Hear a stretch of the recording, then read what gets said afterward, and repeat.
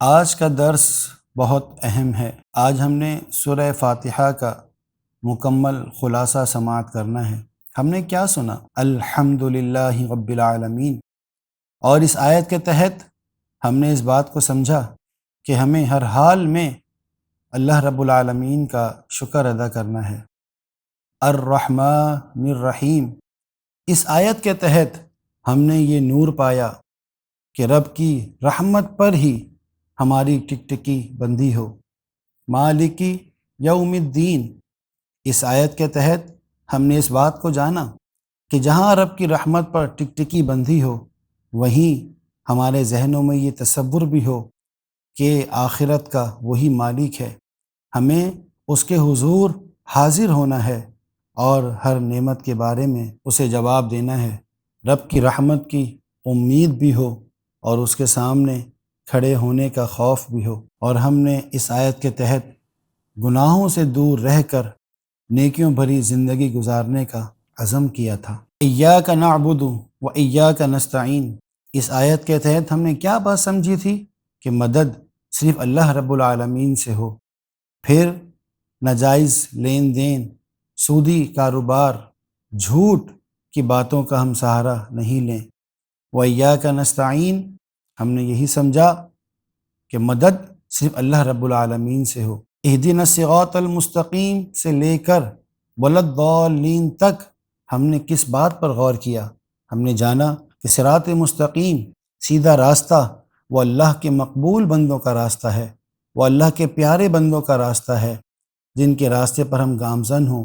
تو اللہ کے پیاروں کی محبت، اللہ کے پیاروں کی الفت ہم اپنے دلوں میں بسا لیں اور ہمیشہ ان کے راستے پر ہم گامزن رہیں۔ سورہ فاتحہ کے اختتام پر ہم نے یہ بات سمجھنی ہے کہ یہ وہ مبارک صورت ہے کہ جس کے ذریعے ہر کامیابی کی کنجی ہم پا سکتے ہیں۔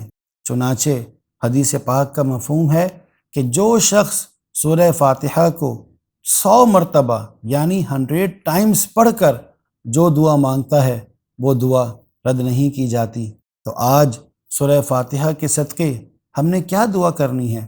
وہ کون سی نعمت ہے جو ہمیں اپنے رب سے طلب کرنی ہے؟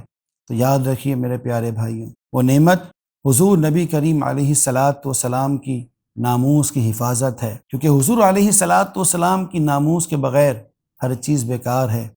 بندے کی عبادت، اس کی ریاضت، اس کی ہر نیکی جبھی قبول ہو سکتی ہے جب وہ حضور نبی کریم علیہ السلام پر سب کچھ قربان کرنے کا جذبہ رکھتا ہوگا۔ آئیے سورہ فاتحہ کے اختتام پر حضور نبی کریم علیہ السلام کا وہ مبارک نام جس کے وسیلے سے آج ہم نے دعا کرنی ہے، وہ ہے الموقن، یعنی پختہ یقین والے۔